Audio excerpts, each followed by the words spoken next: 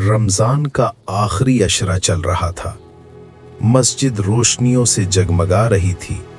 लोग इत्काफ में मसरूफ थे, लेकिन उन सब के बीच एक छोटा सा यतीम बच्चा जो चुपचाप मस्जिद के फर्श साफ कर रहा था। किसी को नहीं पता था कि उसकी एक छोटी सी दुआ आसमान हिला देने वाली थी। यतीम बच्चा, उस बच्चे का नाम था अली।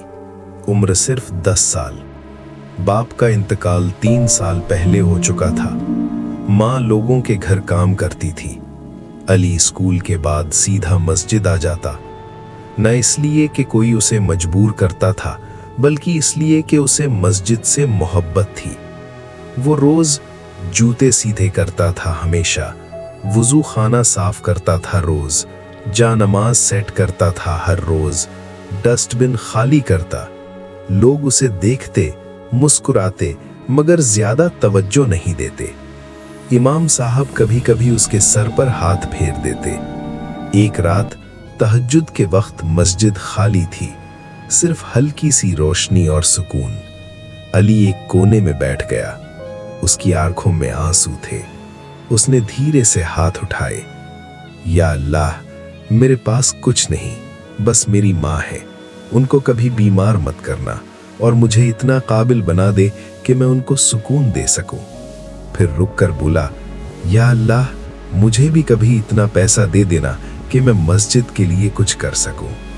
रमजान का आखिरी अशरा। मस्जिद में इबादत का जज्बा और तेज हो गया। शब कद्र की तलाश में लोग रात भर जागते, दुआएं, तिलावत, सजदे, मगर अली फिर भी वही कर रहा था, सफाई। उसकी माँ ने कहा, बेटा इतनी मेहनत मत करो। अली मुस्कुराया, अम्मी, ये अल्लाह का घर है, यहाँ काम करके दिल को सुकून मिलता है। एक अजनबी शख्स। आखिरी अशरे की एक रात एक अमीर शख्स मस्जिद आया। उसने देखा कि सब लोग इबादत में मसरूफ हैं, मगर एक बच्चा फर्श साफ कर रहा है। वो पास आया। तुम रोज यहाँ काम करते हो? अली ने सिर झुकाकर कहा, जी, अल्लाह के लिए। कितनी तनख्वाह मिलती है? मैं तनख्वाह नहीं लेता। अमीर शख्स हैरान रह गया। सच्चाई का पता। इमाम साहब ने बताया, ये बच्चा यतीम है, माँ मजदूरी करती है, ये अपनी खुशी से मस्जिद की खिदमत करता है। अमीर शख्स की आंखें नम हो गईं। उसने चुपचाप फैसला कर लिया। दुआ की कबूलियत। शब कद्र की रात अली सजदे में रो रहा था, या अल्लाह, मेरी माँ को कभी रुलाना मत। उस रात आसमान पर फरिश्ते उतर रहे थे और एक छोटी सी दुआ अर्श तक पहुंच चुकी थी। सुबह का सरप्राइज। ईद से 2 दिन पहले इमाम साहब ने अली और उसकी माँ को बुलाया। मस्जिद कमेटी वहां मौजूद थी।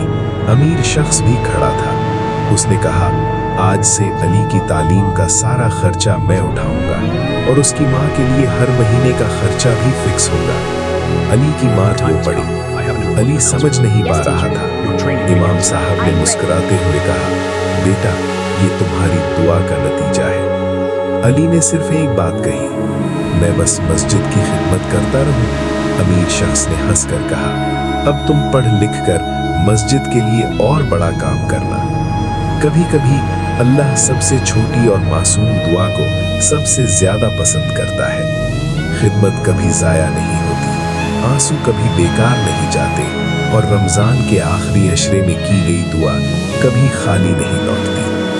अगर आप भी चाहते हैं कि आपकी दुआ कबूल हो, तो दिल साफ रखिए और अल्लाह के घर की खिदमत कीजिए। और याद रखिए, अल्लाह किसी की मेहनत जाया नहीं करता।